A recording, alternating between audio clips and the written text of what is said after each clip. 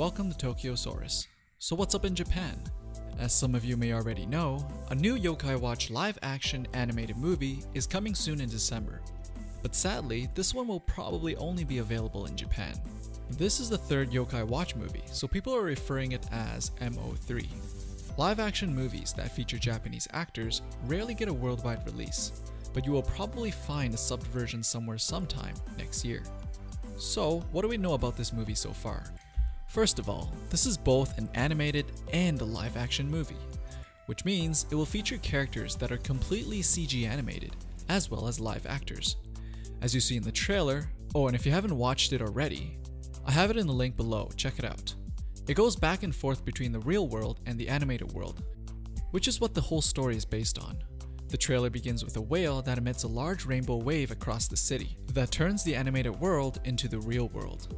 This bridge causes everyone to be surprised at their new world, and we can see Nate trying to fix his new face as he's no longer an anime character, but a living and breathing person.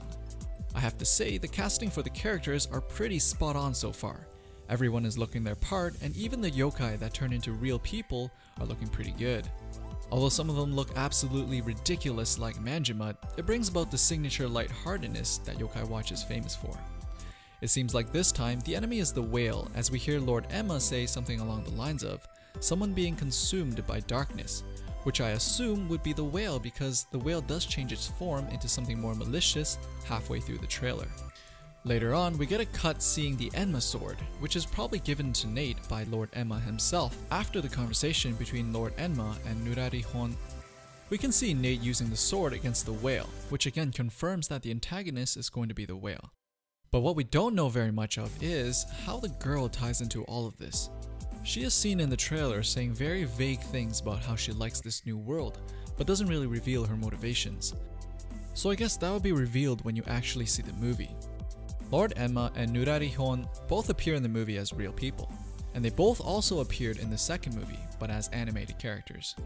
They both have differing opinions between the relationship between yokai and humans, so it'll be interesting to see how they react to this new dilemma. Nurarihon in the second movie wanted all humans to cease contact with yokai, because he believed that the two should not coexist together. So maybe he has something to do with the whale getting consumed by darkness. Both of these yokai were introduced in the Yokai Buster games, which was never released worldwide, which is probably why not many of you guys have heard or seen of them yet. And lastly, it's been noted several times that an interesting dance scene is in the movie, which is not a surprise seeing how this is not the first time Yokai Watch did something dance related. So, what do you think of this new Yokai Watch movie? Is there anything that we missed? Let us know in the comments below. Follow us on Twitter and Facebook for Japanese culture tweets and updates, and for more about the latest things people are talking about in Japan, don't forget to check out our channel and subscribe so you can get your daily fix of Japan right in your inbox. See you next time.